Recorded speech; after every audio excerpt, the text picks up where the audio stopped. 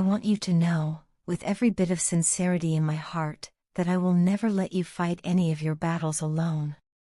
No matter what life throws your way, I will always be there, right beside you, holding your hand. You may not always feel like sharing your joys with me, and that's okay. I can live with that.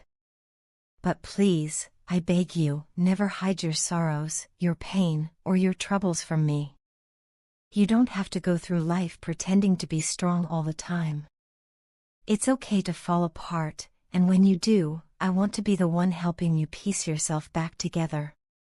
Even if you can't love me, even if you don't see me as the person you want to spend your life with, all I ask is that you allow me the chance to stand by your side in your lowest moments. Let me be your comfort when everything feels overwhelming. Let me be your strength when you feel weak, your hope when you feel lost, and your light when darkness tries to consume you. Let me help carry the weight you've been shouldering alone. You don't have to go through it all by yourself. You never did. I want to be that person for you, the one who listens without judgment, who stays without being asked, who understands your silence and sees through your brave smile. I want to be the person you can lean on when life gets too heavy to bear alone. It doesn't matter to me if we don't talk every day. It doesn't even matter if you choose to keep your distance for a while. What matters to me is that you are safe, and that you are genuinely happy. But I do hope that, if ever there's a moment when you feel like the world is caving in, you'll think of me, not as someone expecting anything in return, but as someone who cares deeply and selflessly. Your happiness and well-being matter to me more than anything else. If it came down to it, I would sacrifice every ounce of my own happiness just to see you smile, just to know that your heart is at peace. I constantly pray that you are always surrounded by love, that your days are filled with laughter, and that your nights are restful and calm. But if life ever becomes too much, if you ever face challenges that seem too big to overcome, please remember this: you are not alone. There is someone in this world, someone who loves you beyond words, who would leave everything behind just to be there for you. There is someone who puts your happiness above their own, someone who sees your worth even when you can't, someone who cherishes you for all that you are and all that you've been through. Please, if nothing else, let me be your friend. Let me be the one you call when you're too tired to be strong, when you need someone to simply sit with you in silence.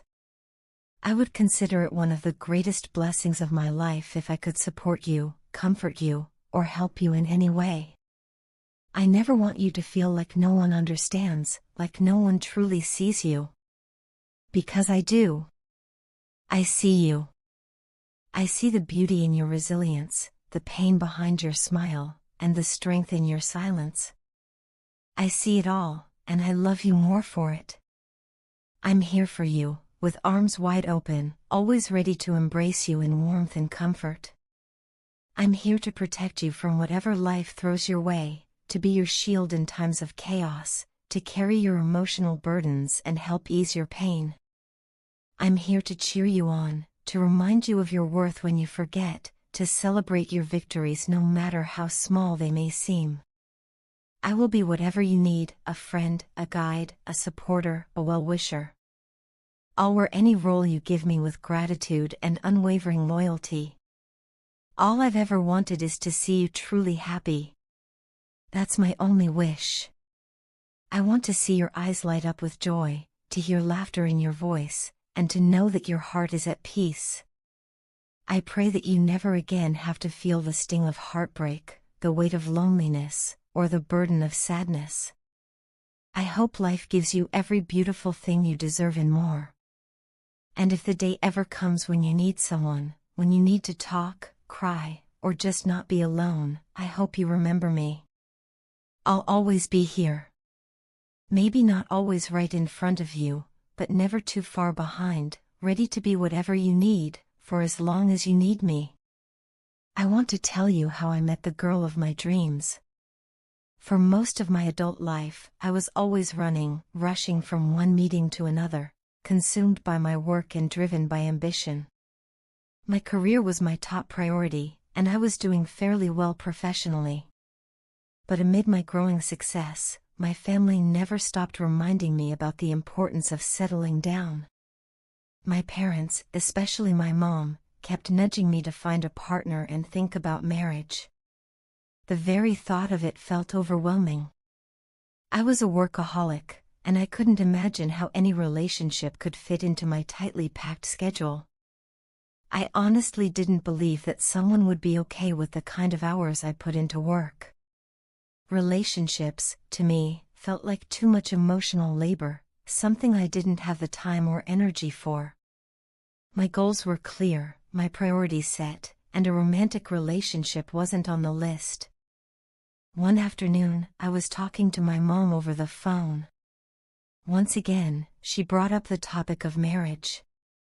Frustrated, I snapped and told her that I had no plans of ever getting married and that she should stop bringing it up.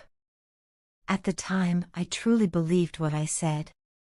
But little did I know, the universe was about to challenge that declaration in the most unexpected way. That very day, I stopped at a red light on my way to a meeting. While waiting, I noticed a girl helping a group of young children cross the busy road.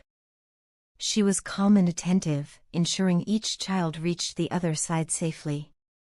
There was something captivating about her, not in the dramatic sense of beauty, but in her quiet focus and warmth. She wasn't dressed to impress, yet I found myself unable to look away.